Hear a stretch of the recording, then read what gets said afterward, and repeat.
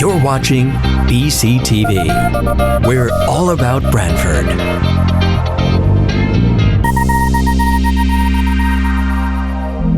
You're watching BCTV, Branford Government Television, a service of Branford Community Television. This program is brought to you in part through the support of the town of Branford.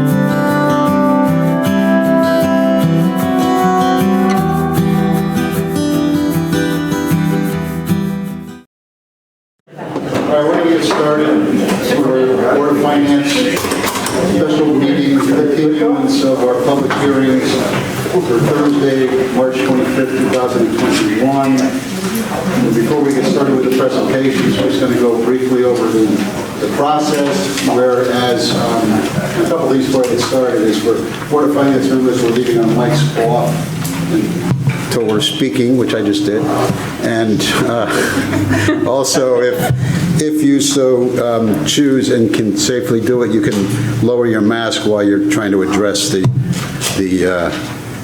board and or the microphone. So the process begins with our public hearings, which we commenced on Monday night, Tuesday night, and concluding tonight for all of the departments, including the Board of Ed, Town and Board of Ed departments, operational and also capital projects. The board will deliberate, and then we will meet again on Monday, the 29th, to what we call cut the budget, which produces from our board a recommended budget to the RTM. The RTM will then conduct their committee process and then meet as a whole and pass a recommended expenditure budget, which will be returned to us for finalization of revenues and the tax rate, etc. As you might know, the RTM they cannot increase the total budget, but they can move line items around and change some of the expenditures.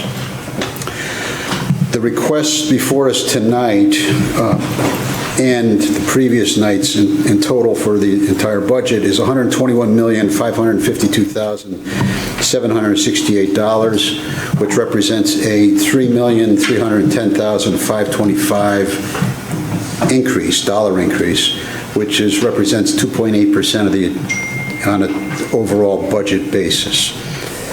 We have estimated revenues at this point of $17,559,000, which would then leave a number of $103,993,000 that would have to be raised from taxation. Excuse me.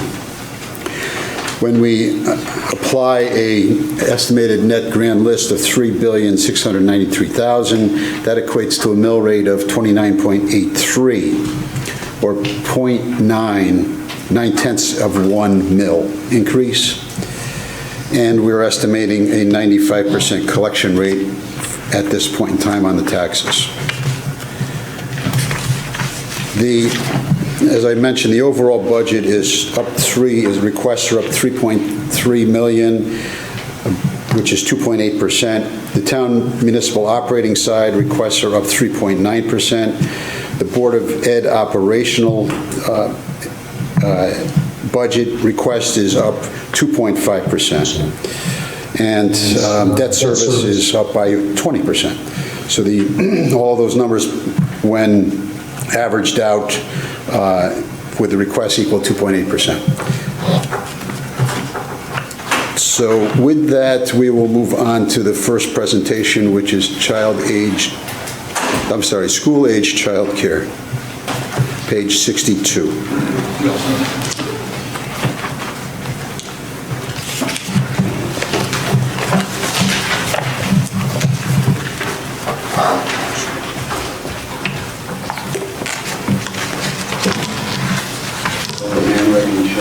Hi. I'm going to quickly turn it over to Michelle. Oh, smart man. The Yeah, I think the only thing I'd really like to highlight on the budget is just the, my revenues for last year and my projected revenues for this year due to the pandemic. So you're estimating revenues of $550,000 and expenditures of $485,766. Right, for 21-22, correct. Correct, okay. Yep.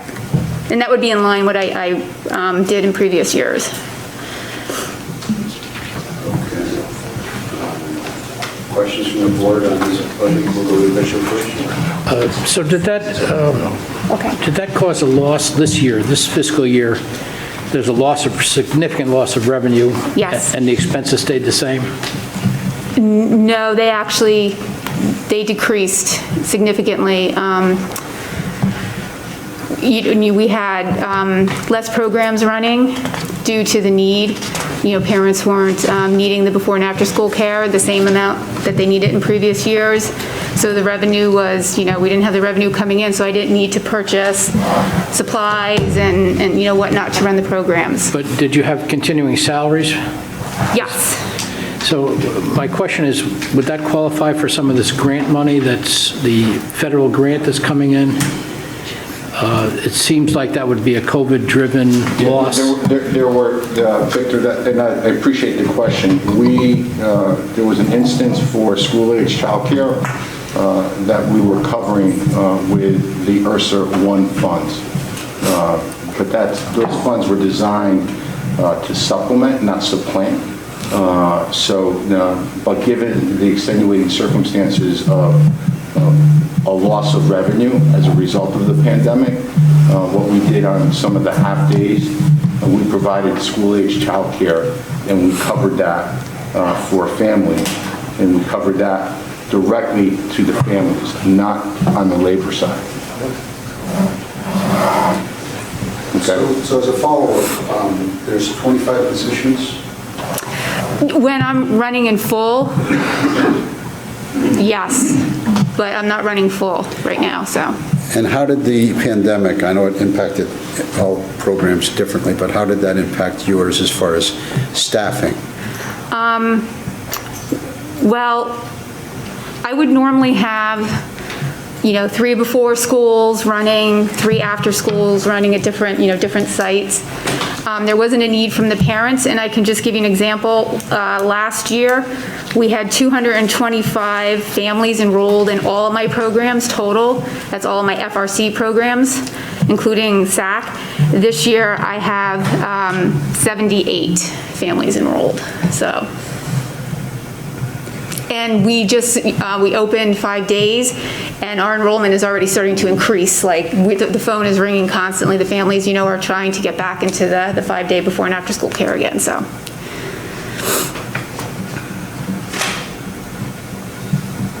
Questions? And this is a completely self-funded program. So where do you expect the year to end up from an expenditure standpoint? From an expenditure standpoint? Yeah, you had a budget of $522,000 for this current year. Where do you think that might end up? I'll be able to cover it. No, but so do you think you'll spend the full $522,000? This year? Yes. No. Okay. So this year that you think the tuition will match the expenditures as it has in the past? I'm hoping so, yes.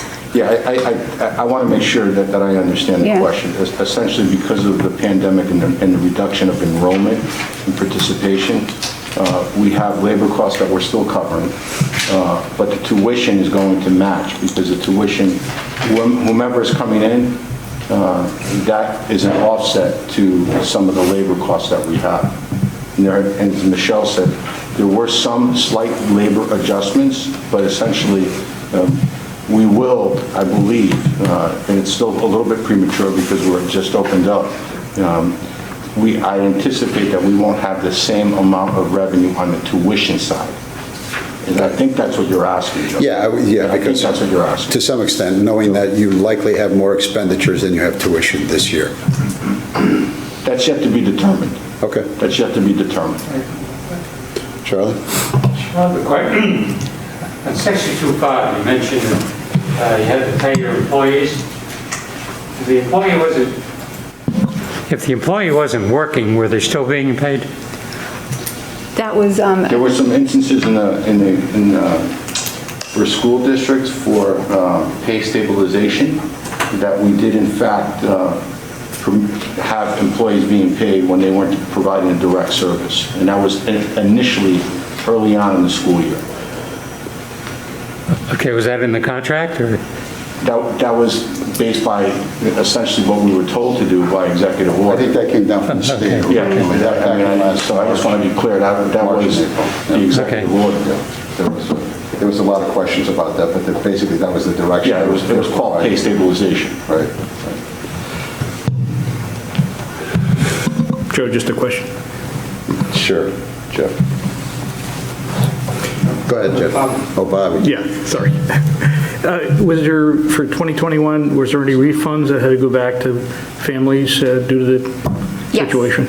Yeah. And how much was that? Do you have the idea? I don't know off the top of my head. But we did give families the option to either have a credit or to, take a refund, whatever they chose. And then we would roll over to this year, which is, I'd have to say the majority of the families chose that. But some did choose to have a refund. So most did go to getting a credit for the coming Yes. next year? Yeah, Yes. Okay. Okay, other questions? Questions from the RTM members or members of the public? Okay, thank you, Michelle. Thank you. Thank you, Cameron. Next up is Shoreline Adult Education, formerly the ERACE, page 61. Hello. Welcome, Christine. Hi, I'm Christine Bjork. I'm the program facilitator and the grants manager for Shoreline Adult Education. And this is my third year here presenting this budget. And in that time, we have seen tremendous growth between fall of 2018 and fall of 2019. We increased enrollment by 18.5%, and we increased revenues by 28.6%. And we have also seen great decline. As you all know, we had a pandemic, and so we were not able to offer a lot of our classes this year. But this is an optimistic budget. This is hoping that we will be able to be in person in the fall. We are self-funded, so if we are not able to meet the revenues we anticipate, our expenses also would be lower. We did a 3-year look back to see what would be reasonable expenses in our enrichment program. And with that, we reduced our salary line, our certified salary line, by $2,000, but we increased our purchase services line. That's the line that pays our instructors, and we anticipate that line going up. In addition, next year, we are absorbing both revenues and expenses from our North Branford enrichment site. That's going to be a change from what it has been in the past. So we are also anticipating our expenses going up a little bit with our advertising, printing, and binding, but our office supplies will go down. We did add a new line for miscellaneous expenses because we have found over the past that once in a while we have these expenses that just don't quite fit in the lines that we have. So we added $600 there. And then again, with the 3-year look back, bank services, we decided to drop that a little bit as well. Thanks, Christine. Questions on this budget, which is a request of $76,600 with offsetting revenues for the same amount? Questions from the board? Charlie? Hey, Christine, what is bank services? So that's the fees, like credit card fees for paying for classes. Okay. Good. Yeah, I'm good, thanks. Questions from RTM members, members of the public? All right, you're all set, thank you. Great, thank you so much. Thanks, Hamlet, we'll see you in a little bit. All right, next is Willoughby Wallace Library, page 51.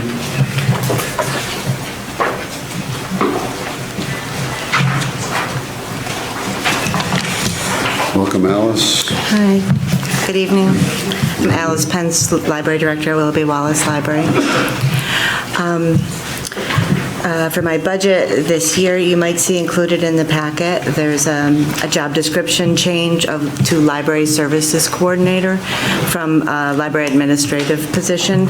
After reviewing this position with the HR department, it hadn't been upgraded in more than 10 years, maybe even 15 years.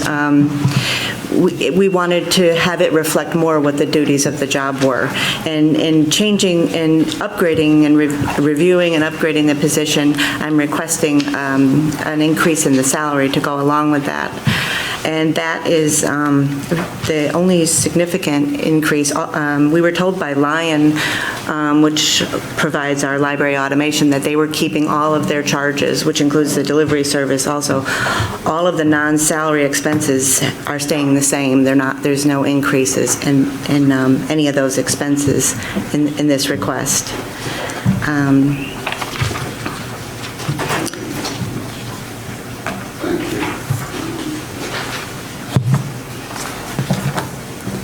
So total request is $257,241, increase of $6,973, 2.8%. Questions from the board? All set. Questions from RTM members or members of the general public? Okay. Are you still doing passports down there? We are. In fact, they've really picked up. We've done a lot for the month of from mid-February to now. We're doing a couple almost every day now. And your doors are open now, or what's the We've deal? been open since July. You have been? Wow. I haven't been down there when you've been open. It's limited. I mean, we're asking people to just stay for 15 minutes, but we've been open. That's good. And before that, we were doing curbside pickup. Right. Okay. People were so relieved to get library books again. Yeah. All right. Well, thank you, Alice. I think we're all set. Thank you very much. Take care. Next budget is the James Blackstone Memorial Library, page 50.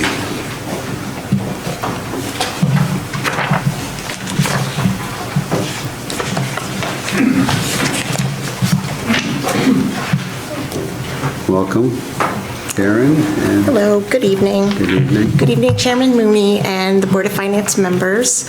I'm Karen Jensen. I'm the Library Director at the Blackstone Library.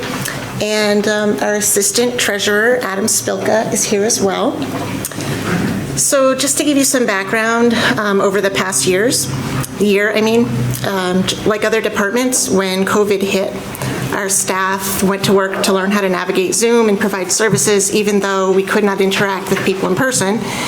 We were able to get up to speed pretty quickly to provide programs virtually and launch a contactless pickup service. We also increased access to electronic resources, which now make up 17% of our total circulation. We have almost as much attendance at programs now through Zoom as there was before the pandemic. And physical materials are circulating not just from our library, but from all of the 30-plus libraries that are in the Lion Consortium.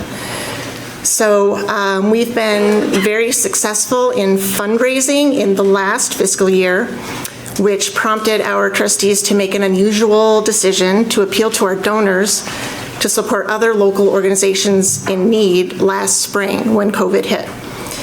Our friends of the library also supported us in the past fiscal year. They've also supported us throughout this fiscal year. They were able to adapt their book sale to the pandemic, even though they didn't have it on the green.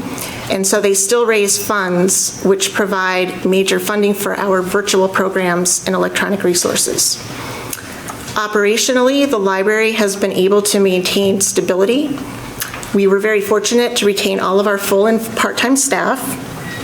The building has been maintained, and Wi-Fi has been extended to the outside of the building, and it's available 24/7.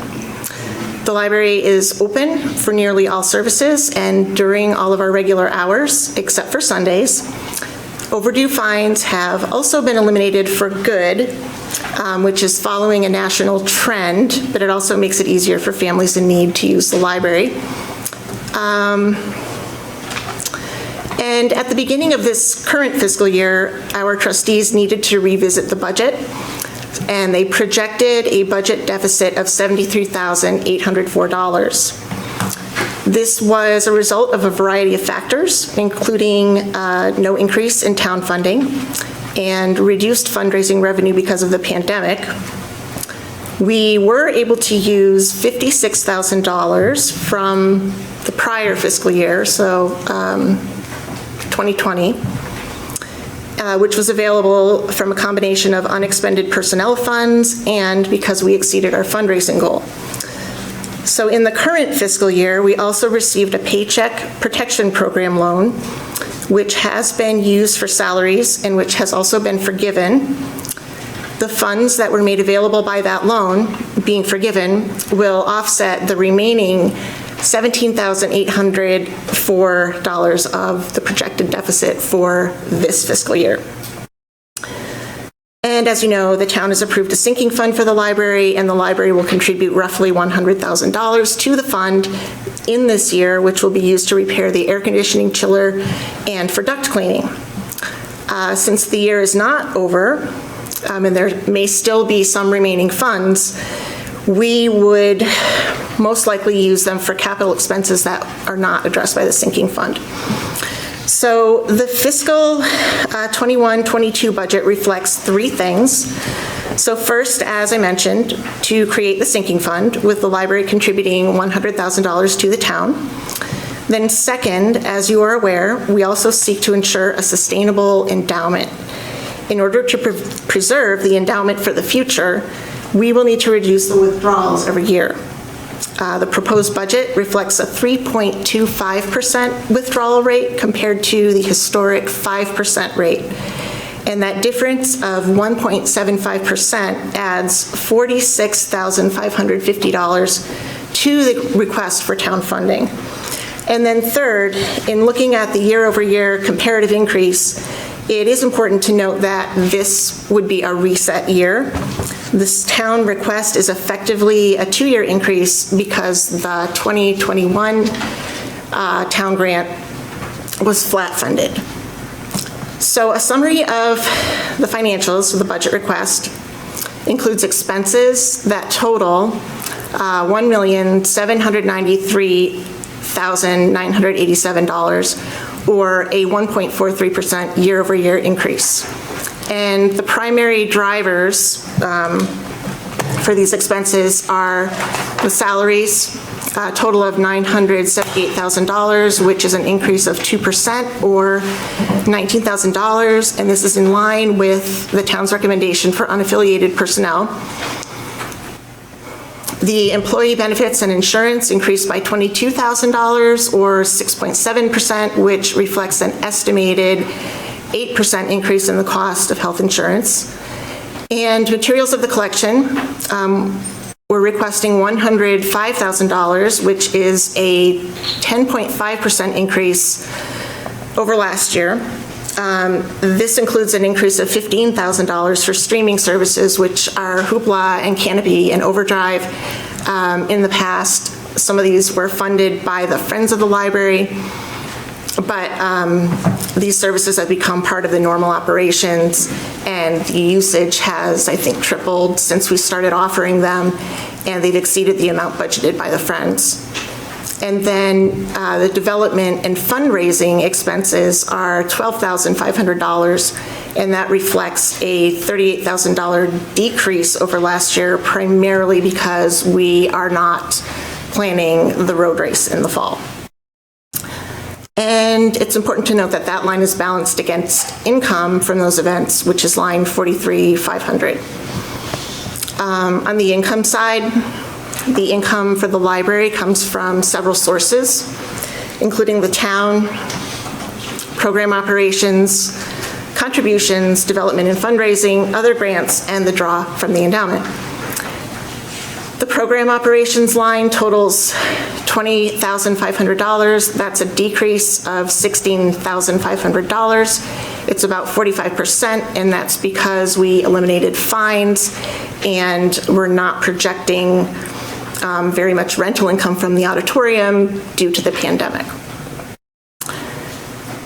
Contributions total $55,000. That's an increase of $6,500 or 13%. That's driven by a projected increase in direct appeals and a slight increase in donations. And then development and fundraising income totals $24,000. That's a decrease of $39,000. But again, the road race that we were planning. The Town of Branford operating grant that we are requesting totals $1.598 million. That's an increase of $154,000 or 10.7%. And as I highlighted earlier, this increase seeks to reset the measurement baseline. It helps build a sustainable endowment, and it allows the library to use revenue from a one-time source for the sinking fund rather than using it for balancing the budget. And as mentioned before, the projected draw from the endowment reflects a 3.25% rate, and that's a total of $86,452. So then I just wanted to say that I feel there's been a lot of collaboration between the library and the town as we prepared the budget this year, and we're really, really grateful for that. I wanted to thank our treasurer, Janice Kochanowski, who's not here, but hopefully on the phone, and our assistant treasurer, Adam Spilka, who has been wonderful, our president, Beth Law, and business manager, Kathy Oxalita, who does a lot of this work behind the scenes and is kind of an unsung hero. And also, we really need to thank First Selectman Jamie Cosgrove, Finance Director Jim Finch, RTM member Ed Preet, and Jeff Villette for all of their valuable input into the process. So thank you very much for hearing our request. Thanks, Karen. Thank you for the good nice presentation. Questions from the board? Charlie? I'm just kind of curious on the PPP loan that's already been forgiven. Yes. Like, was that all wages, or was it wages and COVID expenses? Nope, it was all used for salaries. It was all forgiven for salaries. Yes. Okay. So was that an easy process? Ours hasn't been forgiven yet. I mean, did you send it in, and was it easily accepted? It wasn't a very onerous process to fill out the application, and the reporting wasn't too bad either. It did take a long time to learn of the forgiveness, and we learned on the 90th day, I think, so the last day that we could have learned, but other than that, it wasn't too bad. I have one more question. In the narrative, it says you hope to raise $75,500 from program operation donations and direct appeals. I mean, is that realistic? Page 50.1. Yes. So we have an appeal, we call it an annual appeal, but it goes out 2 times a year, in the fall and in the spring. And we've been really building on that for the past 8 years or so. So it continues to grow. We think that by not having fines, that we'll get more donations, that there'll be more goodwill. And then we do have a fundraiser that we'll plan. Okay. So I think so, yes. All right, so that's realistic then? Yes. We try to be conservative. Thank you. Okay, other questions on this, on the budget? Joe, I got a question. Jeff? Karen, so the cupola and the canopy expenses are being rolled into your regular expenses now? Yes. So up until now, the Friends have funded the entire cost for that, and we've offered that for a couple of years. They budget about $12,000 a year, and it has far exceeded that. So they may, provide funds to supplement that if we need that. But yes, that will be included in our regular materials budget. Thank you. Harry? Yeah. What's the current membership? Is it stable, going up, down, in between? So there are approximately 10,000 residents of Branford that have Blackstone Library cards, and that's pretty stable. It hovers, sometimes it's a little above 10,000, sometimes a little bit below, and the cards are good for 3 years. I would say that, during the past year, we have, well, it's been stable, but we did make library cards available remotely, so you can just go in on the computer, fill out the form, and we'll mail the card to you. So that's something that I think we'll continue to do, and maybe it'll help make it easier. Yeah, just to get caught up to date. Now, you're open part-time or limited number? We're open normal hours, which is Monday through Thursday, 9 to 8, and Friday and Saturday, 9 to 5. Normally, we would have Sundays, 1 to 4, but we did not think that it was worth doing that now because access is more limited to the building, with social distancing, and yeah. Thank you. You're welcome. Okay, other questions from the board on this budget? Joe, is it fair to ask to get an update on the construction and the roof repairs? Is that all? Sure. Thankfully, that project is pretty much complete.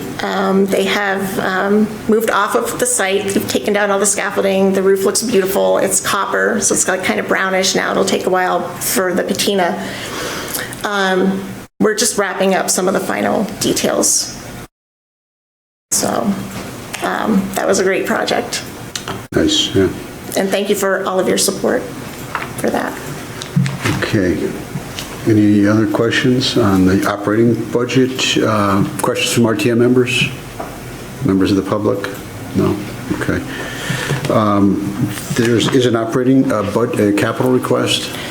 Yes, so the capital request is, I guess, part of the sinking fund. So, sorry. I get to page 50.10. Right,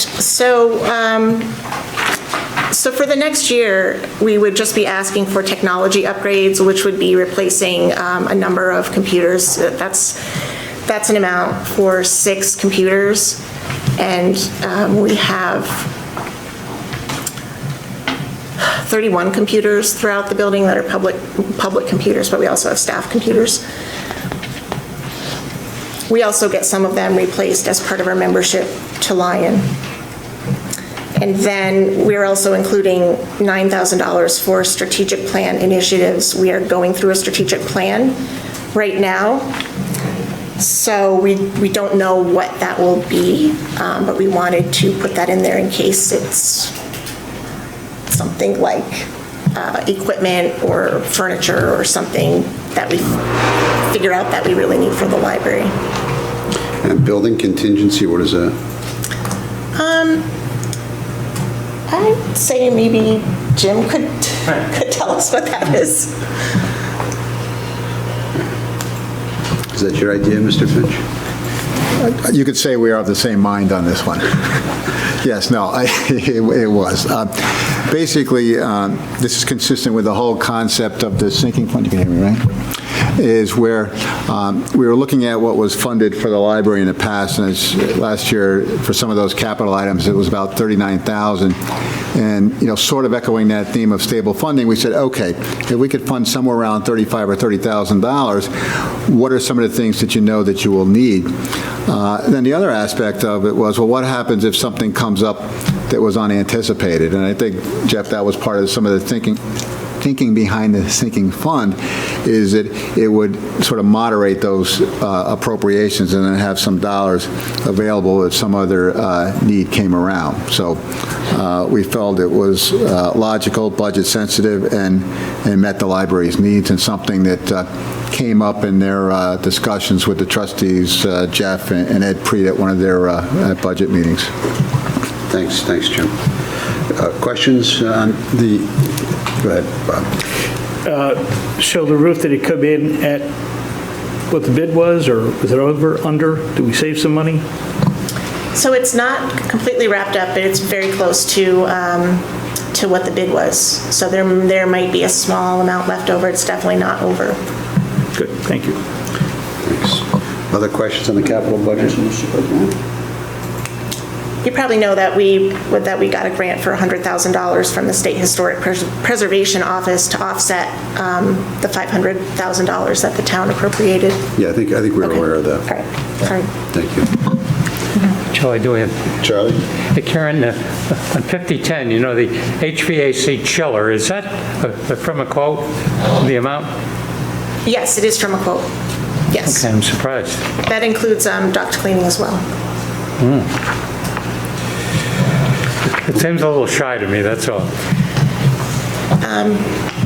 It's a recent quote. Okay. They got a good price. Yeah, maybe. I'm glad to hear it. Okay. Other questions on the capital? Questions from RTM members of the public? All right, thank you. Thank you very much. Thank you. Okay, next budget is the Board of Education. Page 54 is the summary page. And then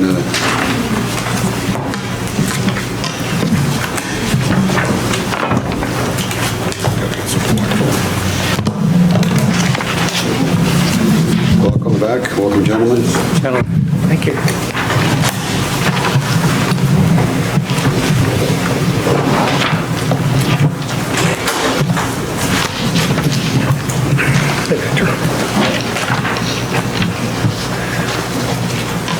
How are you? Are you ready?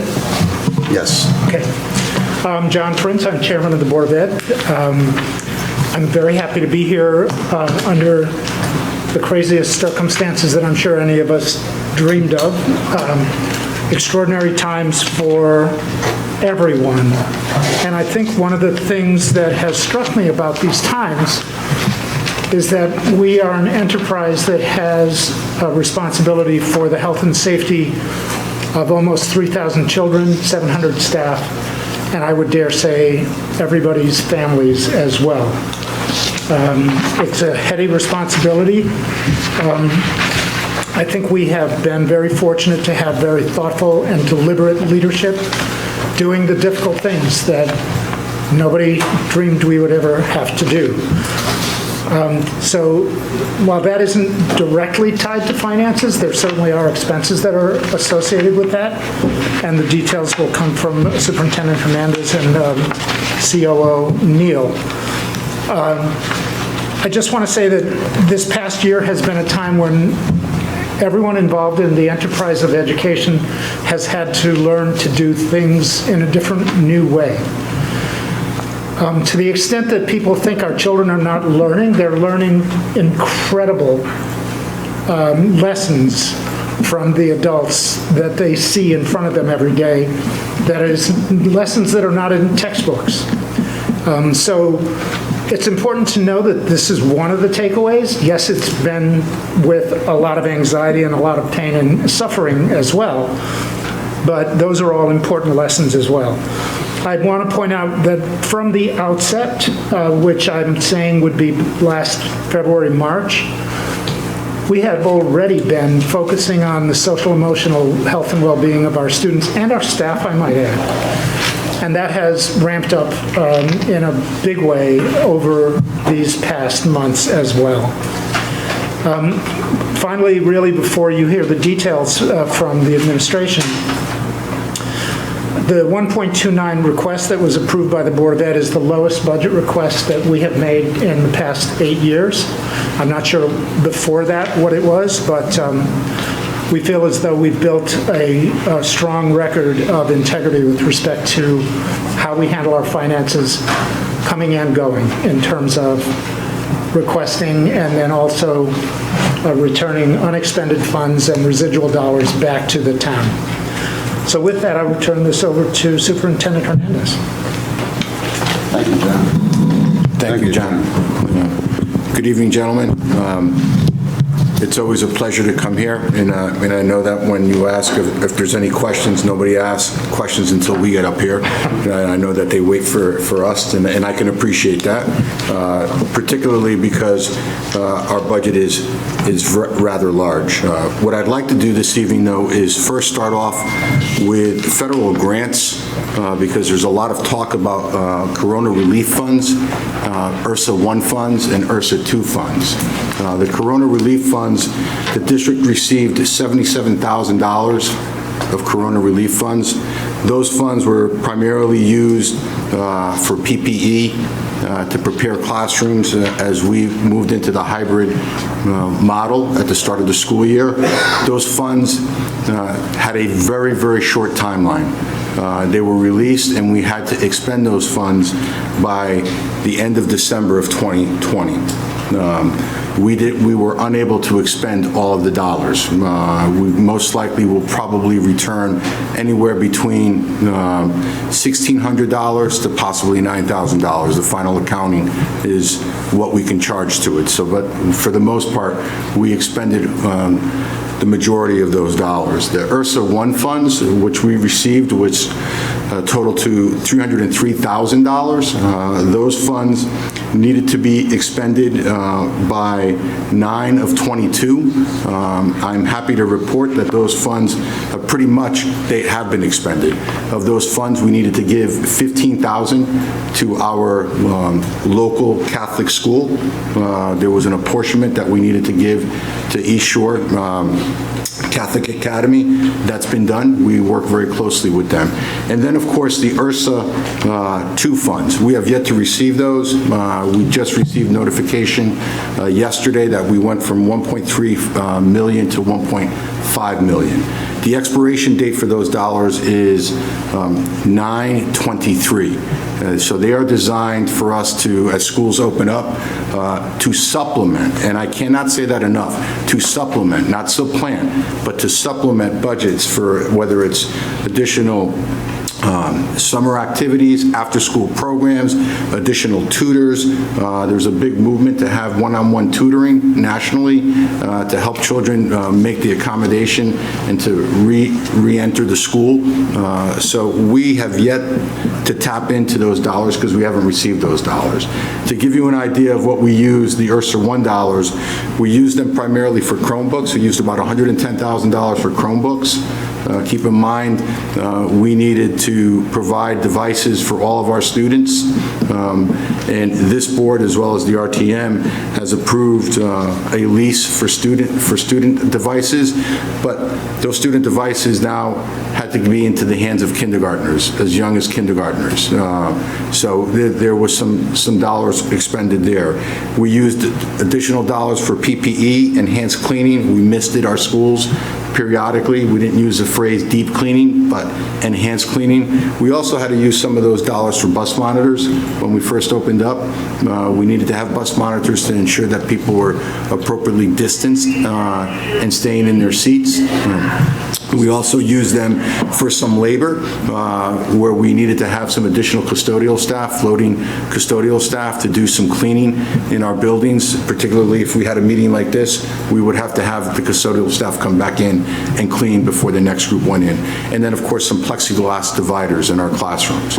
So those dollars are all went directly to support what we were doing in a COVID environment. The URSA 2 dollars are going to go really to directly more towards students and services for students, now that we have students back full in person. So I just wanted to be clear with that, because I know there's a lot of talk relative to how much did we get, when does it need to be used by, and how will it be used? So before I get into the actual budget, because it's very separate and independent of those funds, I wanted to answer any questions that you may have relative to that. Thanks, Hamlet, for that. Yeah, it is, there are a lot of programs that have come down and the rules have been changing from time to time on all of them, so it is a challenge. Questions on any of the COVID funds that the Board of Ed has received? Joe, I got a question. Go ahead, Joe. So, Hamlet, on the pandemic relief funds, you had to return a dollar amount to be determined. Will you have to do the same with the URSA 1 and URSA 2? I don't anticipate that, Jeff, and the reason being is because when the Corona relief funds came down, they came down with a very, very tight timeline to expend them by, and as I reported here, URSA 2 dollars do not have to be expended until 9 of 2023. So I think they've learned from that we'll see over time how some of those funds can be used. Thank you. Okay, thanks. I think we're good on that recap. Thank you. Okay. So now I'd like to, as I typically do, and Mr. Finch always gives me a hard time about this, and around the theme that we select for a budget. This year, I thought it was very appropriate for us to select the theme of adaptability, because if there's been nothing else asked of us, we've been asked to adapt literally on the fly since March 13th of last year. With that in mind, and I'll give you a concrete example of how we've had to adapt. We've had to change the teaching and learning model. When we were last year, when we were fully remote, we were building the airplane while we were flying it. Since then, many of the products that were initially given to us free to do virtual learning now come with a price tag. And you'll see that in this budget in the form of site licenses. I think they're up around 27% because we needed to continue some of those products and we simply could no longer access them open source. But we needed to continue with that. Just to give you an idea of how we needed to be somewhat nimble and flexible. The other piece that we clearly see from a perspective of teaching and learning is that our children need support. Our children have been out of school for a very, very long period of time. And I'm happy to say that we're wrapping up our first week of full in-person instruction for the elementary students. But just one town over, they did the same thing and they already had to go full remote for a couple of days. So the reality that we can pivot from full in-person to fully remote is alive and well. And if you look at the public health data, we're still struggling with that, so we monitor that very carefully. But that's a lot to ask of families, that's a lot to ask of students, and that's a lot to ask of teachers and administrators. And I would be remiss if I did not comment about the exceptional job that all three groups have done since we started this pandemic. As a result of that, though, we've had to also learn how to do things differently. And this budget starts to see that. And Mr. Prins had alluded to some of the challenges that we have when students come back from the perspective of social and emotional transitions and social and emotional learning.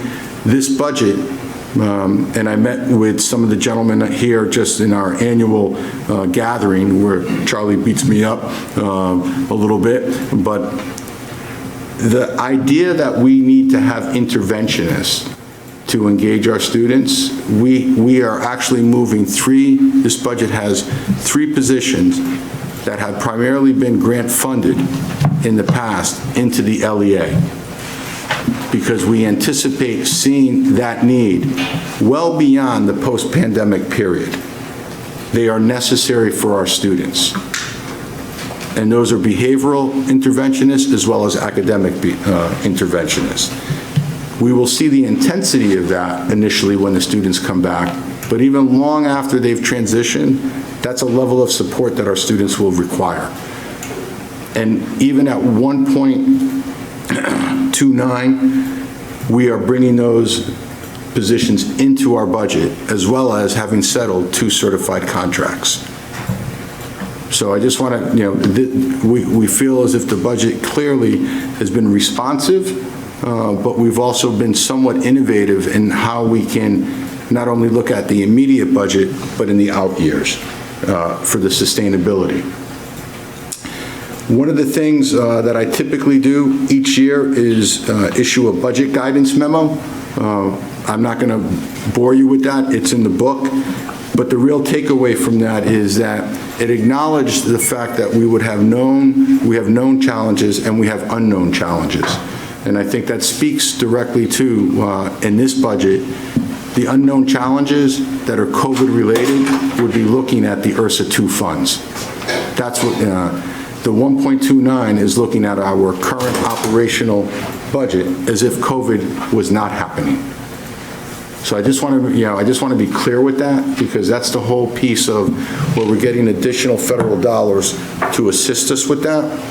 And the one piece that we are doing is moving those 3 positions grant positions, into the LEA, but we would need those eventually anyway. And this is a very good time to do it. The other piece that I wanted to talk about a little bit is with salaries. If you turn to, I want to say it's page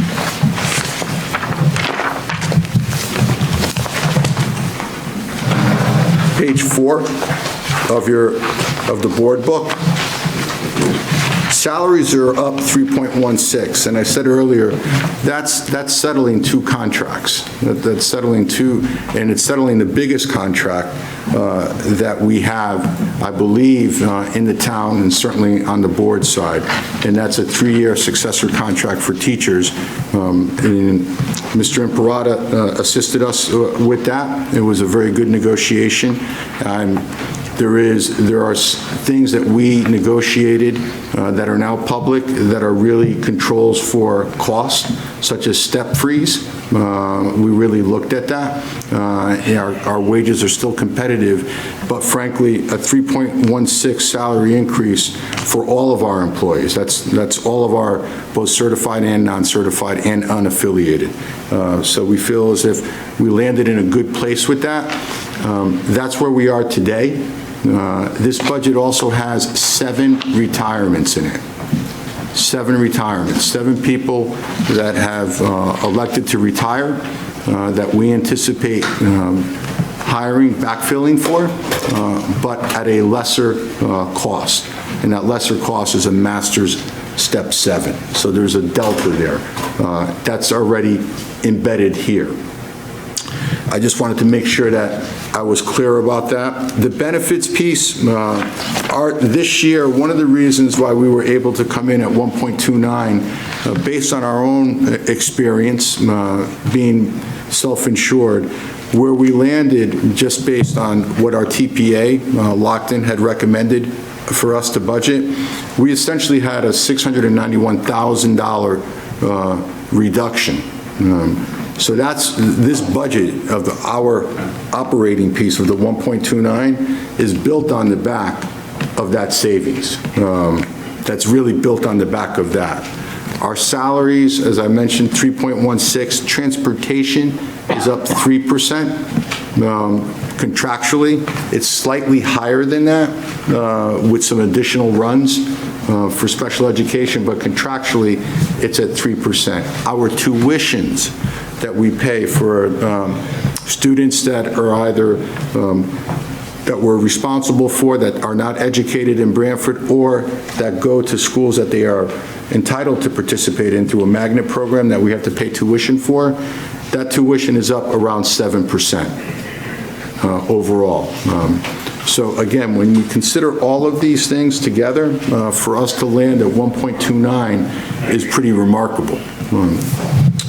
The other piece that we did this year on a personnel side, because personnel is always of something of interest, because, and I certainly can appreciate if we're adding bodies, then we're adding dollars to the base, and we're adding more contracts to benefits.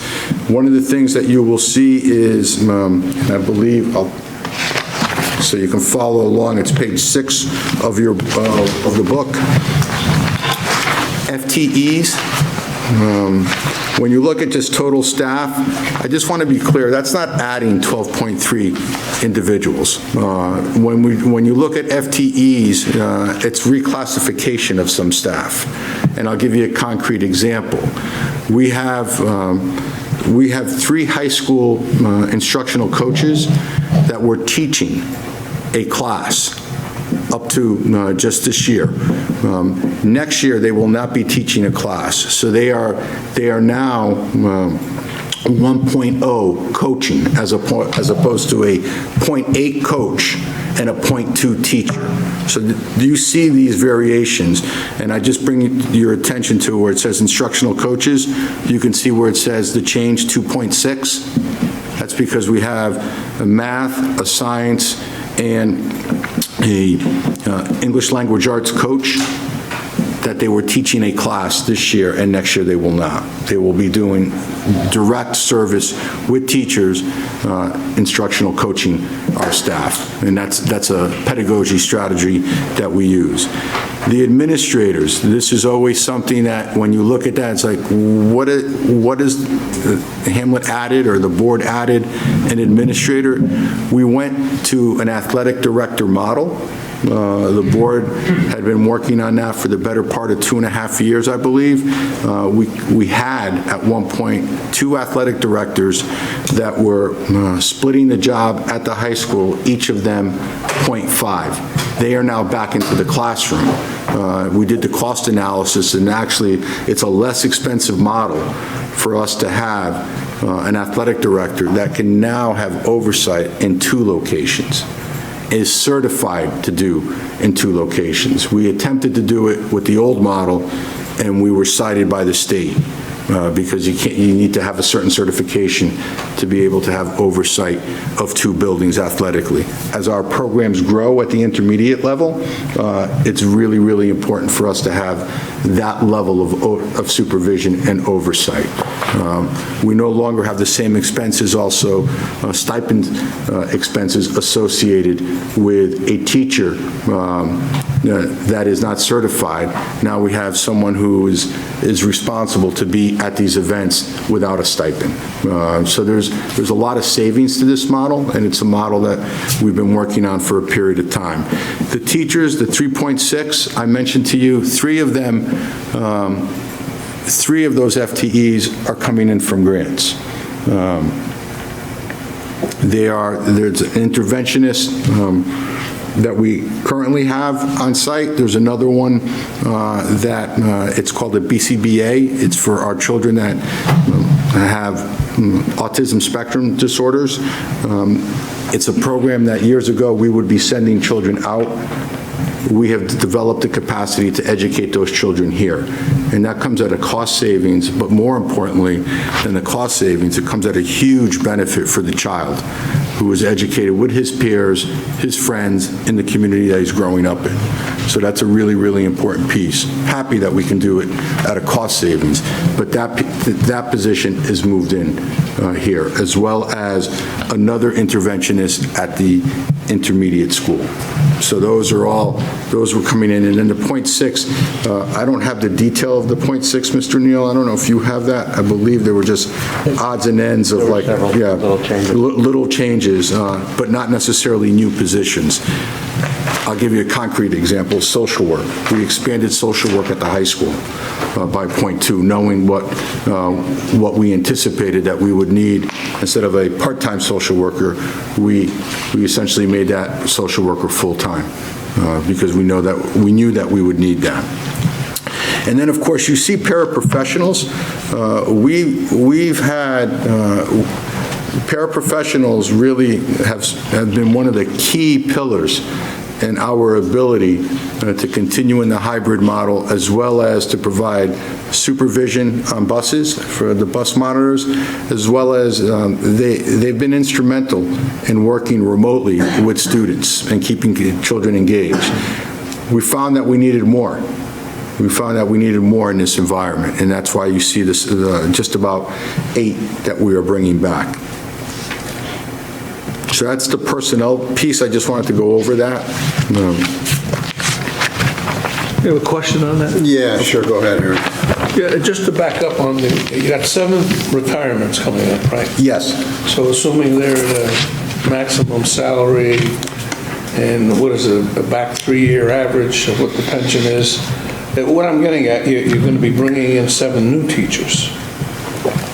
And I wanted to be clear that I thought you said you're going to look for them or want someone at the master's level in terms of recruitment. No, Harry, go ahead. No, I appreciate the question, because for a placeholder, a budgetary placeholder, we use a master step 7, which is somewhere, I want to say, in just under 60,000. Don't quote me on that, please. A lot of numbers in my head. The reason being is, depending upon where the teacher is retiring from, if it's a science teacher at the high school, I'm not going to be able to get a physics teacher at the high school, step one. Those teachers sometimes are a little bit more expensive. If it's an elementary teacher, and I always think of Vincent Baglio, he used to be on the RTM, and I used to say, make sure that you hire teachers at step one, and I would respond to him, if we can do it, we certainly will do it, but what we really are committed to do is hiring the best teacher that we can afford.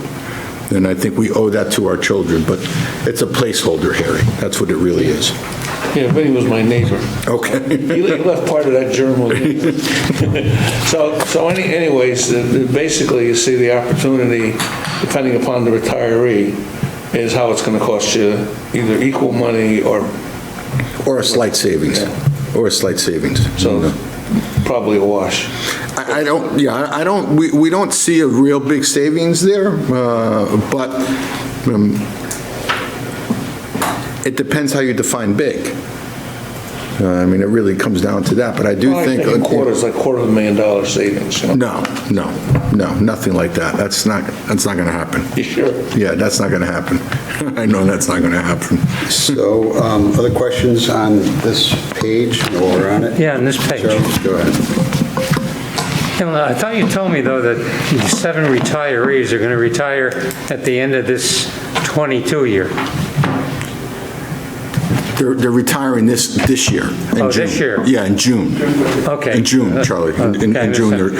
Also, on the 3.6, the teachers, those are 3 of the interventionists.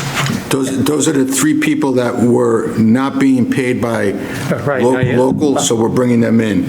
Right. I thought you told me that 1 was being paid by a grant that is expiring, and 2 are being paid by another grant. We have 1 that's being paid from a Medicaid grant, and we have another one that's being paid from an open choice grant, and then the 3rd one is yet to be hired. Okay, how long do the grants last? The open choice grant is a yearly grant, and it depends on what the state allocates for that. We usually hear that from ACEs, and the Medicaid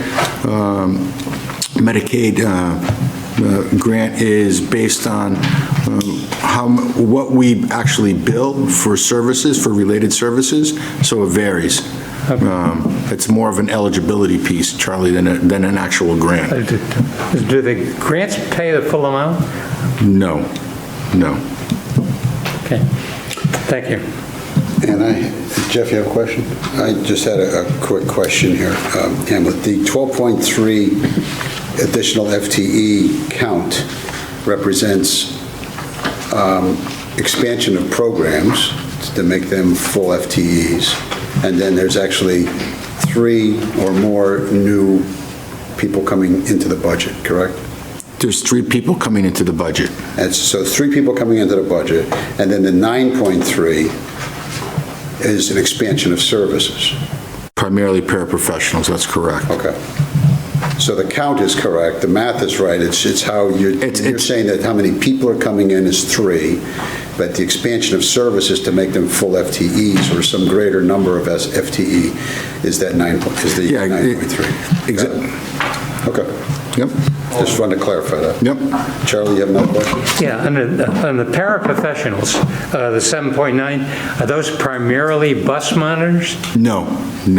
Okay, I thought you mentioned that, though. No, we have used them as bus monitors, but they worked on the bus, but then they come into the school. Okay, thank you. Okay. If I could, I just want to add, from my perspective, and this might sound a little crass or insensitive, paraprofessionals are a bargain. For the work that they actually do in the classroom supporting educators, and they are bargaining with employees, but they enhance the delivery of services tremendously at a relatively low cost. Right. Thanks, John. Certainly. I mentioned in my opening remarks about site licenses. I want to make sure I get you to the right page so you can see that increase. Do you have it down? Say 34. Yeah, page 34.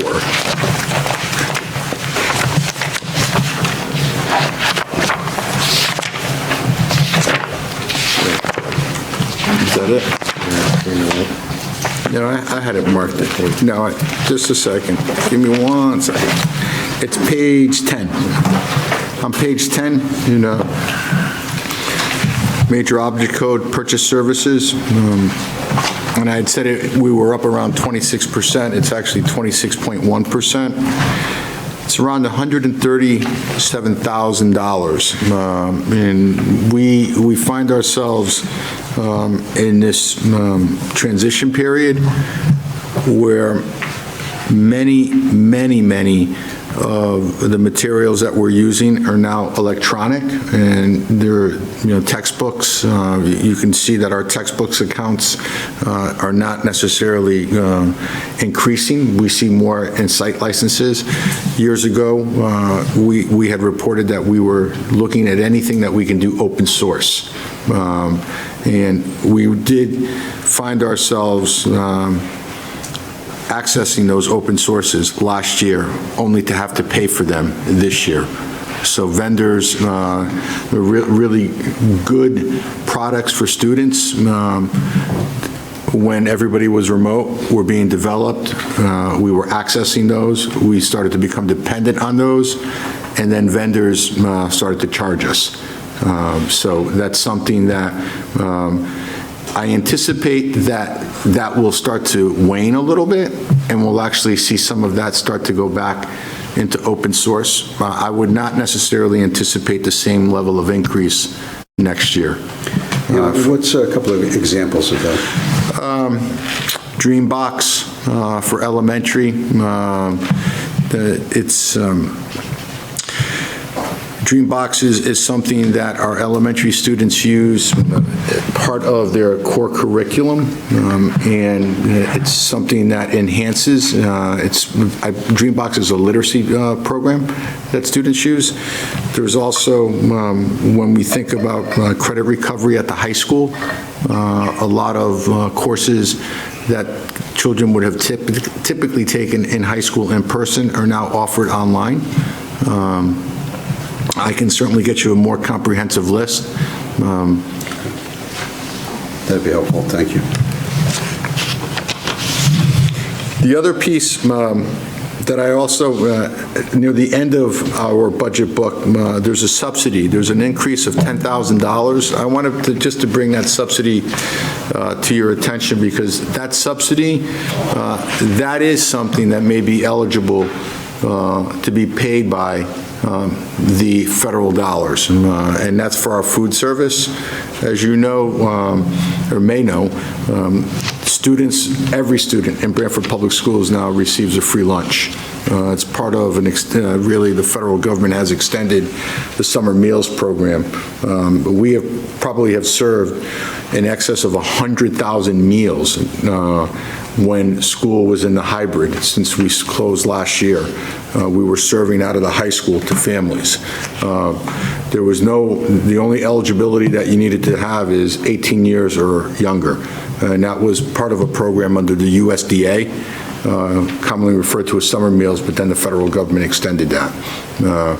That subsidy, though, it's in our budget for $10,000. We have just recently learned that we can probably pay for that subsidy, which is essentially a shortfall, with grant dollars, federal grant dollars. So that's just something, and that was after we developed the budget. So I just wanted to bring that up. So if that comes up, you're aware that that is something that we can pay with grant dollars. The other piece I wanted to talk about, and then I'm happy to take questions because I hit the highlights, is enrollment. Enrollment is something that always comes up, and if you turn to in your book, there is an enrollment page. I will tell you. 40? I think you're absolutely correct. I pulled that out of my book, so it is, yep, page 40. When we look at when you look at that, and that's a snapshot in January. The numbers may vary a little bit today, the overall numbers, but I want to bring your attention to the elementary schools. The enrollment this year at the elementary school did not account for 102 preschoolers. We did not run preschool this year. And the reason that we did not run preschool this year is because from day one of this school year, we had our kindergarten students in every day, well, 4 days a week. And we used the pre-K rooms to break the cohorts so that we wouldn't have the same level of density. And the reason that we did that is that we knew that our youngest learners were being profoundly impacted if they were learning at home remotely. So our pre-K was not run this year. That's reflected in these numbers. So when you adjust and you reduce the 102 from the 243, bottom, where it says reduction 243, you actually have a significantly less number. And the enrollment decrease comes out to about 4%, not 9%. So if we subtract that it's 36 times 3, so that's 108. We subtract 108 from 243. I mean, it's So we figured it out together. yeah. So, and that's about 4%. Because I don't, I wanted to report the numbers how they really were in schools, but I also wanted to give you some context to that. Yeah, we also usually look at it in the context of prior years, so that's not here. Or is it enrollment over time? It is. We have January 20, Joe? No, I was saying over the period of years. I know there was usually a page that had multiple years, but we can certainly get that. I will tell you that we actually... it's informational at this point. Sure. But I do want to, there's one more page before I take questions, Joe, if I may. I just want to I want to illustrate where we make adjustments for enrollment.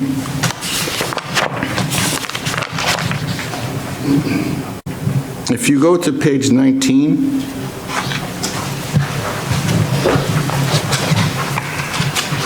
and then if you look at the numbers on page 40, and after they're adjusted for pre-K, you would have about 54 less students at the elementary level. You can see our elementary schools are slightly down. So I just wanted to bring that to your attention, the top line elementary schools and actual expenses. And you could see what you do see at the intermediate school is that as we open up that school, and I'm happy to field any questions about the construction. It's not budgetary, but if there's any updates that you'd like, I'm happy to provide those. At Walsh Intermediate School, there are additional expenses associated with some programs and activities that we have been putting in for children, just developmentally for that age. But you could see even at the high school, the increases with less high school students, the increases are not that great. They're rather low. And that's where you see the adjustment for enrollment. Unfortunately, or fortunately, depending upon your point of view, when we have a decline of an aggregate number from a pre-K through 12, that doesn't necessarily equate to one teacher and one grade level at one school. So we have to be mindful of that. And I'll close with this, and I've been leading with this in the past, and some folks have said, well, why do you always say that? Well, it's our reality. We have 44% of our students that are categorized at high needs. And what that means is that they're either, they receive special education services, they're eligible for free and reduced lunch, and that's a number that continues to increase in our community, or they're learning how to speak English, ELL students. The combination of those three categories of students were right around 44%. With that, we need to think about how we staff our schools so that we meet those needs. And we've been doing that over time and without really asking for large budgets. And I focused on the 1.29, the operating piece. The other piece of our budget is the partnership that we have with the town, working with Mr. Finch and the First Selectman for our medical self-insurance. So that's, that piece of the budget is almost equivalent to what we've been asking, what we're asking for this year in operating. And that does fund, we're funded at 100% of anticipated claims, our portion, which is embedded in the 1.29. So with that, I'm happy to take any questions, Mr. Neal or Mr. Prinz or myself. Two questions. Go ahead, Eric. What are you seeing in the tracking students that have shifted to the private schools? Any difference than what you've asked that before and you've always had? Yeah, it's actually, I've been asked this question before. That number has been trending downward. Don't quote me on this area. I will certainly send it to the board tomorrow. I believe we're probably at about less than 1% or maybe 1% of the population is actually leaving to go to another school district, what's called private schools. So no change? We don't see that. I mean, because of the COVID situation where they're open, we were on a different. We haven't seen a shift. Where we have seen a shift is families that are homeschooling their children. When we published this book, I believe your book says 37. As of today, it's 40. So there are families, and at the start of the school year, we were at either 17 or 18 homeschools. I anticipate those students to start to return. Just to give you an idea, 92% of our elementary students showed up this week. 92%.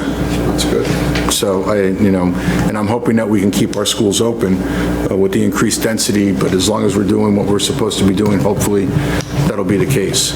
Okay. My other question is back on page 10 in purchase services, which was number 50, the transportation. I see there's a 4.9 increase. Now, do we have a contractual relationship with that in terms of would they come back at us for fuel costs? Because as we've seen every day, they're going up. Yeah, I'll let Don talk about the fuel piece. Yes. We budgeted $2.15 a gallon for diesel. I'm not sure it's going to be enough, frankly. I've been offline for a couple of weeks, and when I filled my car today, I was shocked. So, but we'll make do. Victor, you have a question? Yeah. Two questions, Handler. What are access transitions, number 13? What are access transitions, number 13, after Branford High School? Sure. Victor, those are students, we have a program, we're mandated by law to service children up through now age 22, I believe it is, that qualify under IDEA, and that transition program helps them with their life skills and young adult skills. And we have a mock classroom or a bedroom and a little kitchen and in the next school. And many of those students also go out in the community and start working. And we have coaches that work with them as they become employed. Okay, so my second question is, are we using the 3-foot separation now in the schools? That is correct. Okay. Yeah, we're actually, in some instances, I mentioned publicly that we would probably be anywhere between 2 to 3 feet. Okay, thank you. Charlie? On that same question, in the private schools, I understand they keep the windows open. Is that what we're doing? If it's warm. No. I mean, all the time, the kids wear their coats. Have you heard of that? I haven't. I have not heard of that. I do know that, I think Mr. Carbone is on watching, but all except Sliney. Sliney School does not have air handlers. It has the old ventilation turbines. All of our schools have air handlers, and all of the air handlers have been not only maintenance when the pandemic hit, but their filters are aligned with the HEPA filters that are required by the CDC, and they're at maximum capacity to exchange air, just not move air, but to exchange air, and I think that's the key piece. As we can't use fans. Fans are, there's some exceptions when you can use fans, but it's really, that would be really difficult to do in a school. The school that I'm most worried about is Sliney, but that is a school where you can't open the windows, but it tends to get hot.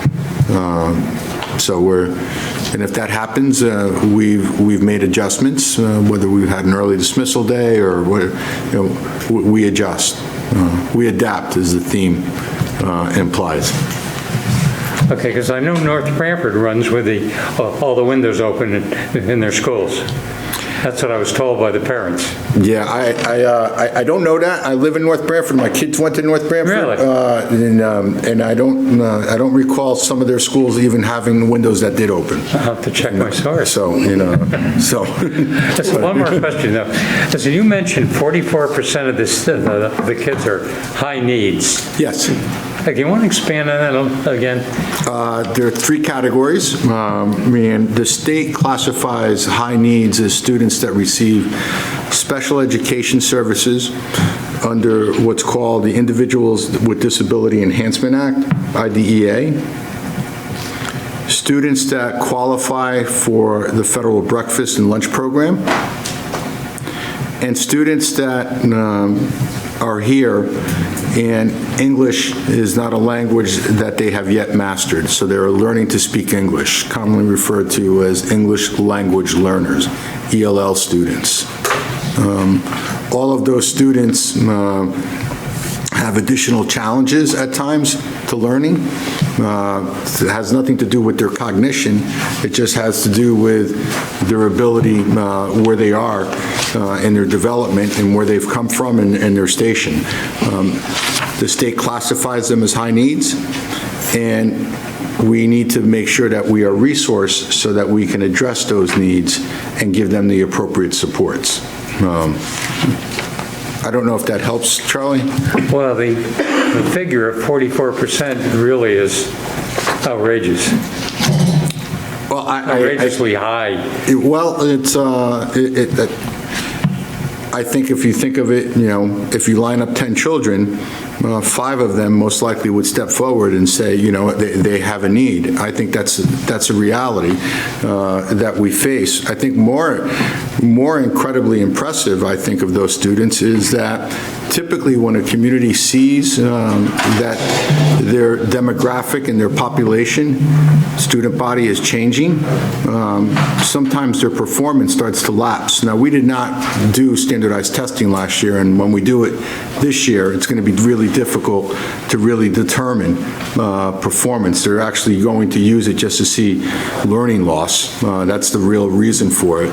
But we have not necessarily seen a precipitous decline in performance. While we've seen an increase in high needs, we have not seen a precipitous decline in performance of students. I think that's a real testament to our teachers and to our students. Thank you. Couple questions.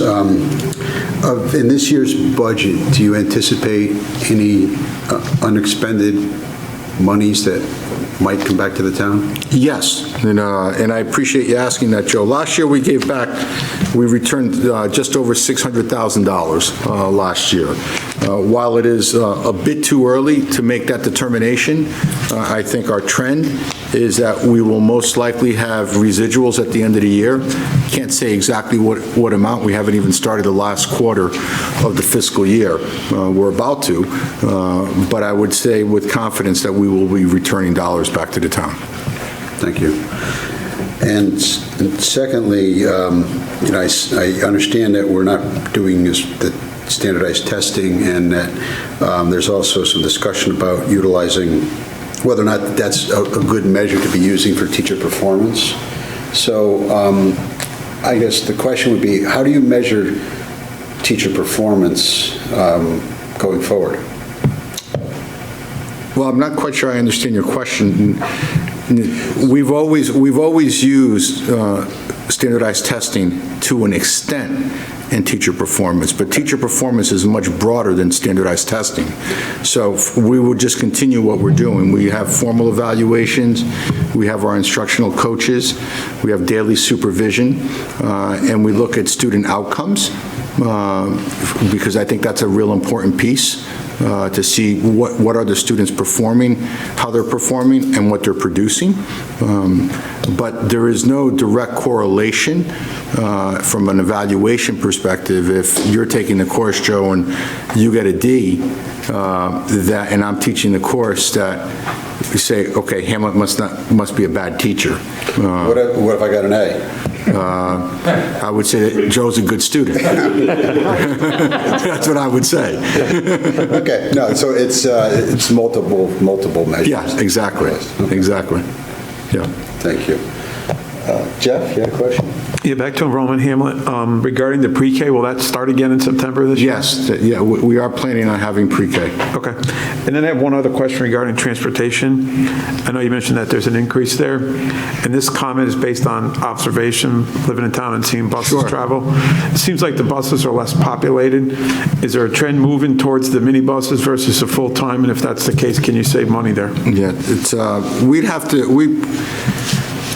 I think in theory, we could potentially save money. I think we would have to hire someone like TSA, Transportation Specialist, I think that's the name of them, Don, TSA, and we're entering, I think next year is our last year of our bus contract, so it's certainly something that we can take a peek at. It just seems like more kids are being driven to school by their parents, and of course at the high school you got a lot of drivers. Yeah. That drive, cars. I certainly see that myself, and I think this year is really tough to measure because there's a lot of hesitancy to put children on buses. I understand that. I'm just saying as you're moving forward. Yeah, absolutely. I think we should look at it. I think we should probably take a peek at it. It would maybe it would help cut the expense and save on the fuel side too. Sure. Just again. No, I appreciate that. A comment from an observation. Smaller buses actually would help us because our road network, sometimes bigger buses are challenging. If we have a little bit of weather or inclement weather, it makes it tougher with the larger buses anyway. Thank you.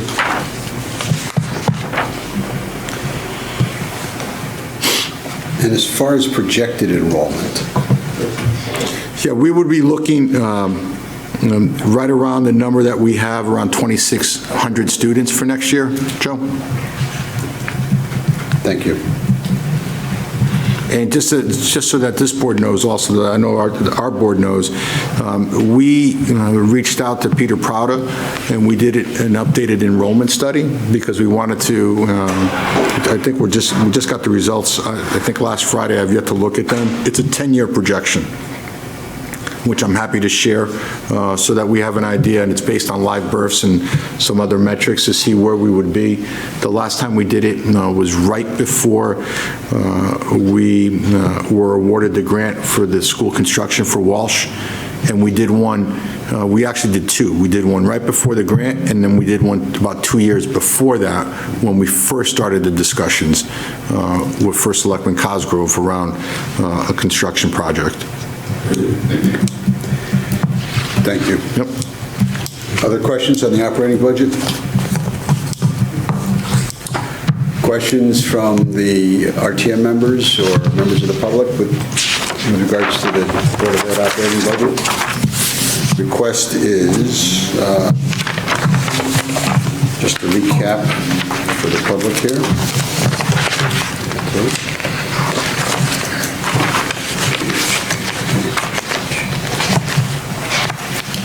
The total increase is, as Hamlet pointed out, Board of Ed increase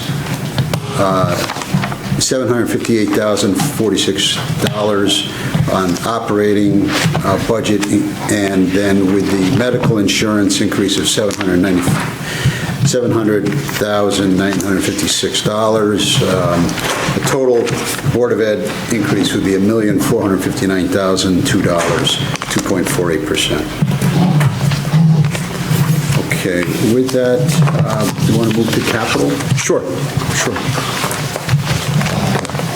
Don, you want to start off with capital? That'll be at the back of their budget, I believe. The back of their, let's see, page 43. 43, thanks. And Mr. Neal's going to walk us through the capital. So we probably want to go to C3 to jump right to the numbers. Hamlet, can you just move the mic over? Thank you. Sorry about that. The acoustics are a Step through the little math, challenging too. here. What page did you say, Don? C1. Okay. We change the numbering system when we get to capital. It's after page 46, the next page after 46. Okay. Got it.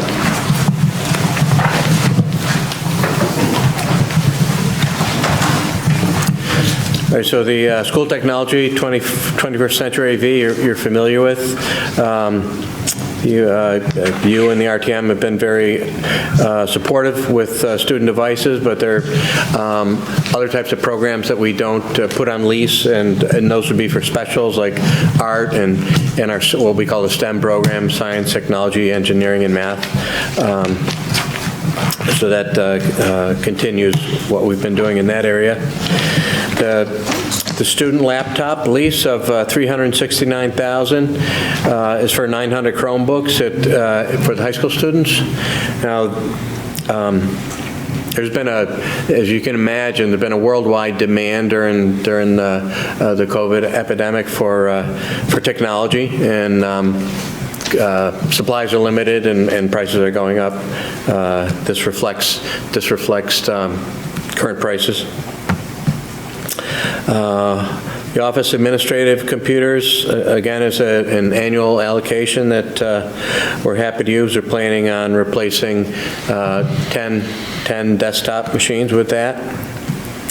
Same thing with security cameras. We have a very extensive security camera system at this point, but some of the cameras are aging out and require replacing. That's what that's for. Facilities equipment, I would say, is for mowers and blowers and the other types of small. When I say small equipment, sometimes they're several $1,000s a piece, but those type of instruments. Moving down into the buildings, the Branford High School servery. So if you've ever been to the high school during lunchtime, the flow of students is really very chaotic. There is like a beehive. They're in and they're out, and we feel we can do a better job for the students. Better quality food, better just flow in general, and reduce shrinkage a little bit with a complete overhaul of the servery. And we're currently working with a specialist, a cafeteria design specialist, to provide us with schematic plans that would support this investment. Feel free to stop me at any point. So boiler replacements, and I want to point out at this point, on the far right, because it seems to come up every year, I added a column for approved sinking fund commitment. It is not really a sinking fund, but sometimes you, in order to smooth our capital request, we get a slug of money every year, and the amount that I have for the boiler replacements is understated. It's not $105,000, it's $120,000. So we were given $50,000 for the high school boilers, which we have a dual fuel heating boiler and also a domestic hot water boiler that need to be replaced. And then we have two additional appropriations already made. One you can see on this page of $35,000, so that the number should be $120,000. So in addition to high school, we we have two boilers at Sliney and two at Indian Neck that are also due to be replaced. So the $35,000 next year would complete the funds that we would need in order to do those. Door replacements, of which we already have $100,000 that has been allocated to us, is for system-wide doors. Interior and exterior doors in particular are very, very expensive. And so we would we'll continue with that program. Why is door replacement such a large item? Just because we have so many, and they're, typically the exterior doors in particular are, they're integrated with security system, they're steel, they're fireproof, they're burglar-proof, they're just expensive sets. But they don't last? They do last, but they're, some of them are quite old at this point. Does that include the hardware too, Don? Yes, and the labor. And this isn't one particular school. I know it says system-wide, so are you doing it all at once or a particular school per year? We would probably spread it out. Obviously not Walsh, brand new, right. But throughout the district at the other schools. Thank you. As for asbestos abatement, we currently have funds that have been previously appropriated that we have available to use. We feel that this modest $8,000 and probably in conjunction with a reallocation, again, of previously appropriated monies should hold us for a while with our asbestos abatement program. We're pretty much through at Indian Neck doing the flooring, but there's still, I believe there's still some asbestos there. We do definitely have some areas in the high school where we still have asbestos flooring, and then Slimy School, of course, has a lot of it. So anytime we punch a hole through the wall there, we need to do that with professional assistance in terms of the abatement. Moving down to sidewalk repairs, again, that's just an annual appropriation that we get to for kind of normal wear and tear and heaving and that sort of thing. And similarly, the building code and fire code compliance, $15,000 is something we use when the fire marshal comes and does his tours. Okay, thanks, Don. So the $692,000 is the request is the $692,000, and the lease portion is $369,000, and the actual general funding is, or the new purchases, let's say, is $323,000. That's correct, Mr. Mooney. Thank you. Questions on this capital proposal, Charlie? Down in the Chromebooks, $50,000. What happens if a student loses or breaks, or does they get a new one? Yeah, so actually, under the current leases that we've been entering, we send them, if they get broken, we send them back and they send us a replacement. It's a little more complicated than that, but essentially that's the way it works. Is that fairly frequent? I mean, does that happen a lot? Or? They get damaged. We also have, our technicians have also been trained and received specialized training on how to do some of the repairs that they would in previous years send out and have repaired. We are doing those here on site. In those rare instances where someone does something, it's totally destroyed, we work with the family in a case like that, to really understand what happened, and then we work individually with the family. $50,000 for new ones to replace that? No. So no. Go ahead. Yeah, so those are outside. Those are not for leased equipment. Those are, again, for next year, our plan is to support the special programs like art, special art computers. So those are not leased for students, but the art program needs special high-powered computers for design and that sort of thing. Thanks. Okay, other questions on the capital? Questions from the RTM members? Frankie, step up to the podium, please. Thank you, Mr. Chairman.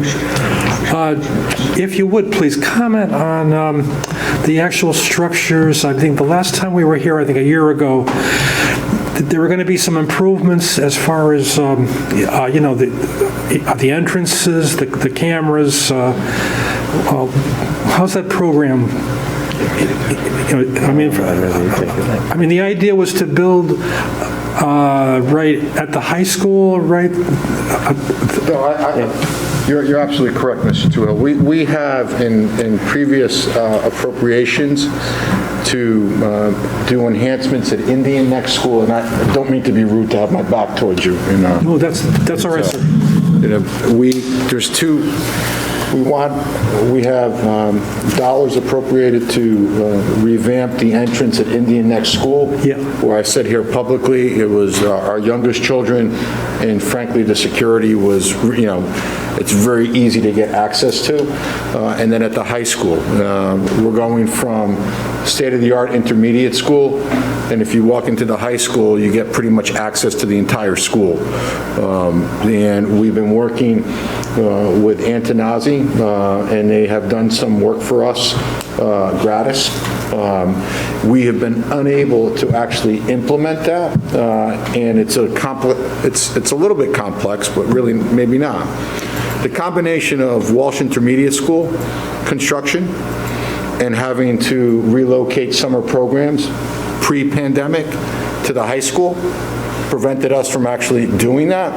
And now the pandemic, last summer was a loss. Yeah. And this summer is going to be a loss also. So, and I believe those dollars were appropriated in fiscal year 20. Yes. So we still have that in our plans. Okay. We're just not ready to do it yet. All right, that's great. Thank you so much. Thanks. Thank you, Mr. Chairman. Charlie, you have a question? So you were going to give us a status of the Walsh construction? Yes. That's going, and that was, what was that originally, 81 million? It was 88.2 million. Okay. And I think the resolution was just for just under 60 million. Mr. Finch probably has the number off his top of his head. I thought it was 58 million. That's right. Yep. 60 is close enough. Yep. And where we are with that, the project is slated to be completed at the end of this summer, with the exception of the pool. The pool, there was some work that we had planned to do as part of the ed specs, but then once you get into a 50-year-old pool, some things were discovered and they started to cascade, and now that portion of the project will be isolated, and that will not be completed, the pool, until the end of fall, most likely right around, Jamie, correct me if I'm wrong, is it December? No. What's that? Yeah, I think that's the schedule. Yeah, it's, so that's where we are with that. But everything else will be set. Okay. Any contingency funds left? As of right now, I believe the project is on time, except for the pool, and under budget at this point. Great. Thanks. Okay, any other questions on the capital? Questions from the other RTM members or members of the public? No. Okay, so I think we're all set. Thank you for your presentation. Thank you.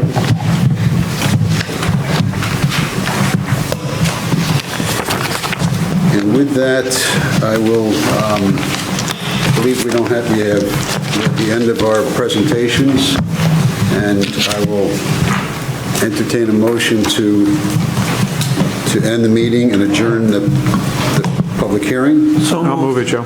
Moved by Jeff, seconded by Harry. All in favor? Aye.